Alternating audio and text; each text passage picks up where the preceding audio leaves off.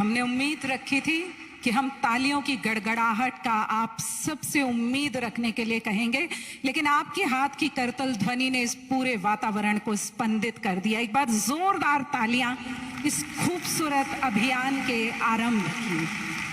अद्भुत, कितना मंगलमय, कितना ऐतिहासिक क्षण।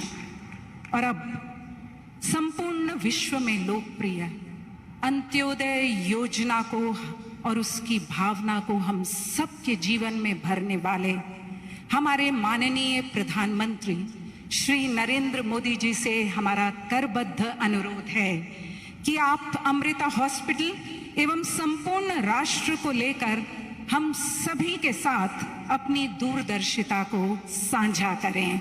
माननीय प्रधानमंत्री श्री नरेंद्र मोदी जी।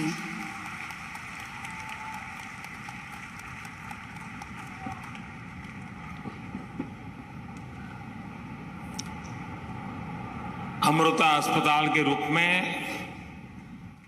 हम सभी को आशीर्वाद दे रही मां अमृतानंदमयी जी को मैं प्रणाम करता हूं। स्वामी आत्मा स्वरूपानंदपुरी जी, हरियाणा के राज्यपाल श्री बंडारू दत्तात्रेय जी, मुख्यमंत्री श्री मनोहर लाल जी, केंद्रीय मंत्रिमंडल में मेरे सहयोगी कृष्णपाल जी, हरियाणा के उप मुख्यमंत्री श्रीमान दुष्यंत चौटाला जी, अन्य महानुभाव, देवी और सज्जनों, अभी कुछ दिन पहले ही देश ने एक नई ऊर्जा के साथ आजादी के अमृत काल में प्रवेश किया है। हमारे इस अमृत काल में देश के सामूहिक प्रयास प्रतिष्ठित हो रहे हैं। देश के सामूहिक विचार जागृत हो रहे हैं। मुझे खुशी है कि अमृत काल की इस प्रथम बेला में मां अमृतानंदमयी के आशीर्वाद का अमृत भी देश को मिल रहा है। अमृता अस्पताल के रूप में फरीदाबाद में आरोग्य का इतना बड़ा संस्थान प्रतिष्ठित हो रहा है।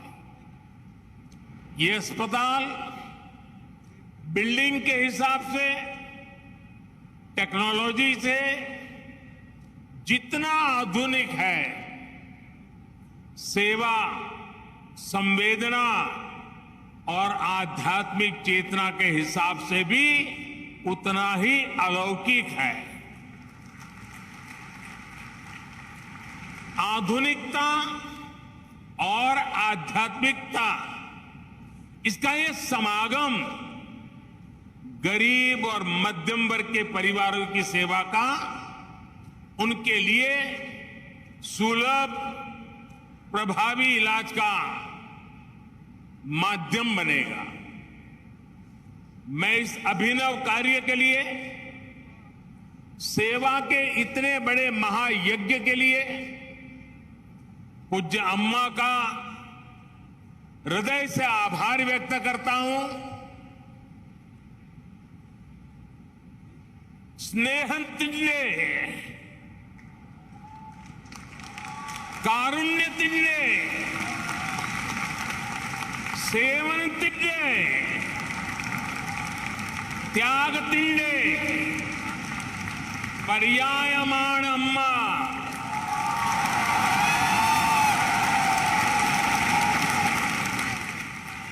माता अमृतानंदमयी देवी भारतिंडे महत्ताय आध्यात्मिक परंपरांतिंडे नेरवकाशियाण।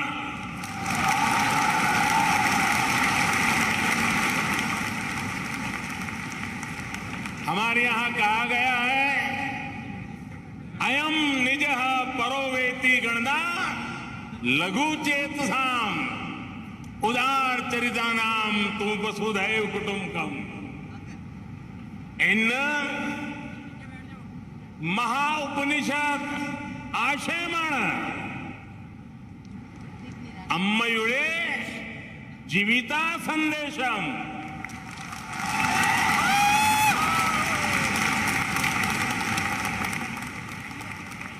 अर्थात अम्मा प्रेम, करुणा, सेवा और त्याग की प्रतिमूर्ति है। वो भारत की आध्यात्मिक परंपरा की वाहक है। अम्मा का जीवन संदेश हमें महाउपनिषदों में मिलता है। मैं मठ से जुड़े संत जनों को, ट्रस्ट से जुड़े सभी महानुभावों को, सभी डॉक्टर्स और दूसरे कर्मचारी बंधु भगिनी को भी आज इस पवित्र अवसर पर बहुत बहुत शुभकामनाएं देता हूं। साथियों, हम बार बार सुनते आए हैं, न त्वम हम कामये राज्यम न च स्वर्ग सुखानि च कामये दुक्तप्ता नाम प्राणी नाम आर्ति नाशनम। अर्थात न हमें राज्य की कामना है, न स्वर्ग के सुख की इच्छा है। हमारी कामना है कि हमें बस दुखियों की, रोगियों की पीड़ा दूर करने का सौभाग्य मिलता रहे। जिस समाज का विचार ऐसा हो, जिसका संस्कार ऐसा हो, वहां सेवा और चिकित्सा समाज की चेतना ही बन जाती है। इसलिए भारत एक ऐसा राष्ट्र है जहां इलाज एक सेवा है, आरोग्य एक दान है। जहां आरोग्य, आध्यात्म दोनों एक दूसरे से जुड़े हुए हैं। हमारे यहां आयुर्विज्ञान एक वेद है। हमने हमारी मेडिकल साइंस को भी आयुर्वेद का नाम दिया है। हमने आयुर्वेद के सबसे महान विद्वानों को, सबसे महान वैज्ञानिकों को ऋषि और महर्षि का दर्जा दिया। उनमें अपनी पारमार्थिक आस्था व्यक्त की। महर्षि चरक, महर्षि सुश्रुत, महर्षि वाग्भट, ऐसे कितने ही उदाहरण हैं जिनका ज्ञान और स्थान आज भारतीय मानस में अमर हो चुका है। भाई और बहनों, भारत ने अपने इस संस्कार और सोच को सदियों की गुलामी और अंधकार में भी कहीं कभी लुप्त नहीं होने दिया, उसे सहज करके रखा। आज देश में हमारी वो आध्यात्मिक सामर्थ्य एक बार फिर सशक्त हो रहा। हमारे आदर्शों की ऊर्जा एक बार फिर बलवती हो रही है। पूज्य अम्मा भारत के इस पुनर्जागरण का एक महत्वपूर्ण वाहक के रूप में देश और दुनिया अनुभव कर रहा है। उनके संकल्प और प्रकल्प सेवा के इतने विशाल अधिष्ठानों के रूप में आज हमारे सामने समाज जीवन से जुड़े ऐसे जितने भी क्षेत्र हैं, पूज्य अम्मा का वात्सल्य, उनकी करुणा हमें हर जगह दिखाई पड़ती है। उनका मठ आज हजारों बच्चों को स्कॉलरशिप दे रहा है, लाखों महिलाओं को स्वयं सहायता समूहों के जरिए सशक्त कर रहा है। आपने स्वच्छ भारत अभियान में भी देश के लिए अभूतपूर्व योगदान दिया है। स्वच्छ भारत कोष में आपके द्वारा दिए गए बहुमूल्य योगदान के कारण गंगा किनारे बसे उस इलाकों में काफी काम हुआ। इससे नमामि गंगे अभियान को भी काफी मदद मिली। पूज्य अम्मा, उनके प्रति पूरे विश्व का श्रद्धाभाव है। लेकिन मैं एक भाग्यवान व्यक्ति हूं, पिछले कितने ही दशकों से पूज्य अम्मा का स्नेह, पूज्य अम्मा का आशीर्वाद मुझे अविरत मिलता रहा है। मैंने उनके सरल मन और मातृभूमि के प्रति विशाल विजन को महसूस किया है और इसलिए मैं कह सकता हूं कि जिस देश में ऐसी उदार और समर्पित आध्यात्मिक सत्ता हो, उसका उत्कर्ष और उत्थान सुनिश्चित है। साथियों, हमारे धार्मिक और सामाजिक संस्थानों द्वारा शिक्षा, चिकित्सा से जुड़ी जिम्मेदारियों के निर्वहन की यह व्यवस्था एक तरह से पुराने समय का पीपीपी मॉडल ही है। इसे पब्लिक प्राइवेट पार्टनरशिप तो कहते ही है, लेकिन मैं इसे परस्पर प्रयास के तौर पर भी देखता हूं। राज्य अपने स्तर से व्यवस्था खड़ी करते थे, बड़े बड़े विश्वविद्यालयों के निर्माण की में भूमिका निभाते थे, लेकिन साथ ही धार्मिक संस्थान भी इसका एक महत्वपूर्ण केंद्र होते थे। आज देश भी ये कोशिश कर रहा है कि सरकारें पूरी निष्ठा और ईमानदारी से मिशन मोड में देश के स्वास्थ्य और शिक्षा क्षेत्र का कायाकल्प करें। इसके लिए सामाजिक संस्थाओं को भी प्रोत्साहन दिया जा रहा है। प्राइवेट सेक्टर के साथ पार्टनरशिप करके प्रभावी पीपीपी मॉडल तैयार हो रहा है। मैं इस मंच से आह्वान करता हूं, अमृता हॉस्पिटल का यह प्रकल्प देश के दूसरे सभी संस्थाओं के लिए भी एक आदर्श बनेगा, आदर्श बन के उभरेगा।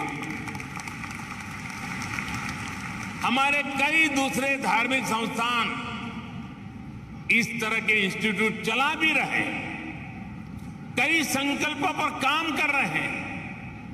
हमारे प्राइवेट सेक्टर पीपीपी मॉडल के साथ साथ स्पिरिचुअल प्राइवेट पार्टनरशिप की वो भी आगे बढ़ा सकते हैं।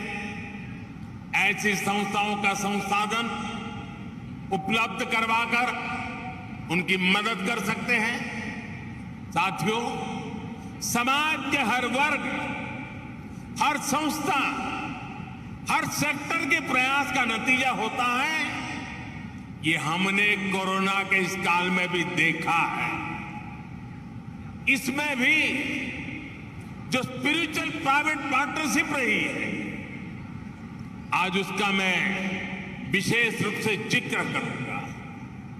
आप सभी को ध्यान होगा कि जब भारत ने अपनी वैक्सीन बढ़ाई थी तो कुछ लोगों ने किस तरह का दुष्प्रचार करने की कोशिश की थी।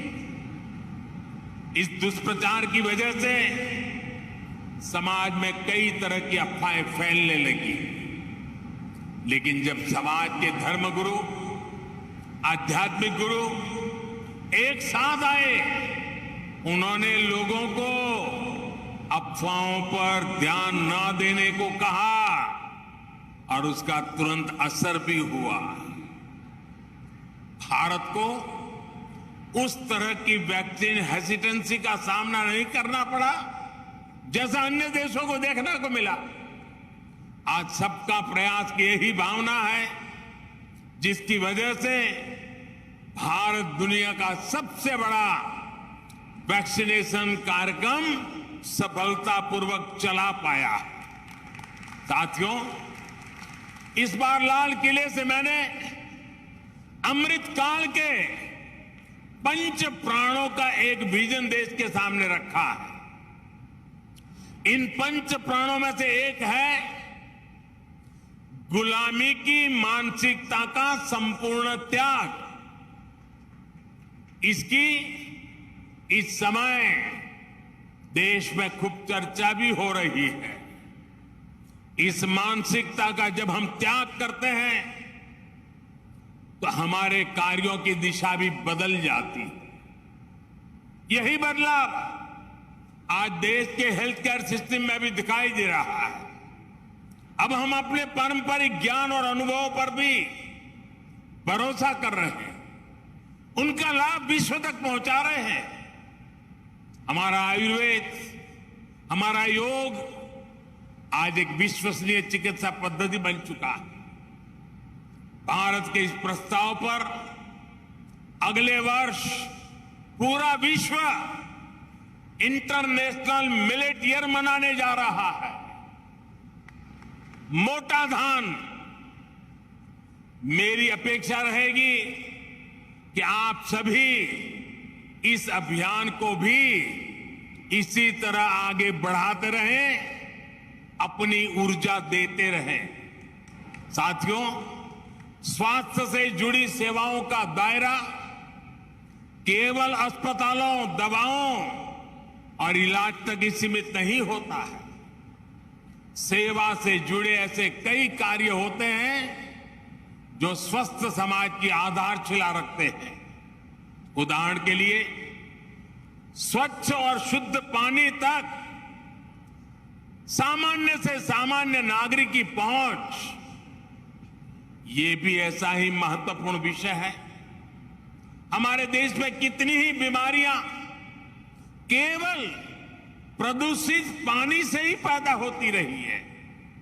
इसलिए देश ने 3 साल पहले जल जीवन मिशन जैसे देशव्यापी अभियान की शुरुआत की थी। इन 3 वर्षों में देश के 7 करोड़ नए ग्रामीण परिवारों को पाइप से पानी पहुंचाया जा चुका है। विशेष रूप से इस अभियान में हरियाणा सरकार ने भी प्रभावी कार्य किया है। मैं उसका भी विशेष रूप से जिक्र करना चाहता हूं। हरियाणा आज देश के उन अग्रणी राज्यों में है जहां घर घर पाइप से पानी की सुविधा से जुड़ चुका है। इसी तरह बेटी बचाओ बेटी पढ़ाओ में भी हरियाणा के लोगों ने बेहतरीन काम किया। फिटनेस और खेल, ये विषय तो हरियाणा की रगों में है, उसके हरियाणा की मिट्टी में है, यहां के संस्कारों में है। और तभी तो यहां के युवा खेल के मैदान में तिरंगे की शान बढ़ा रहे हैं। इसी गति से हमें देश के दूसरे राज्यों में भी कम समय में बड़े परिणाम हासिल कर रहे हैं। हमारे सामाजिक संगठन इसमें बहुत बड़ा योगदान दे सकते हैं। साथियों, सही विकास होता ही वो है जो सब तक पहुंचे, जिससे सबको लाभ हो।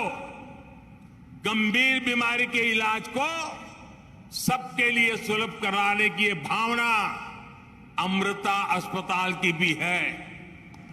मुझे विश्वास है कि सेवा भाव का आपका ये अमृत संकल्प हरियाणा के, दिल्ली एनसीआर के लाखों परिवारों को आयुष्मान बनाएगा।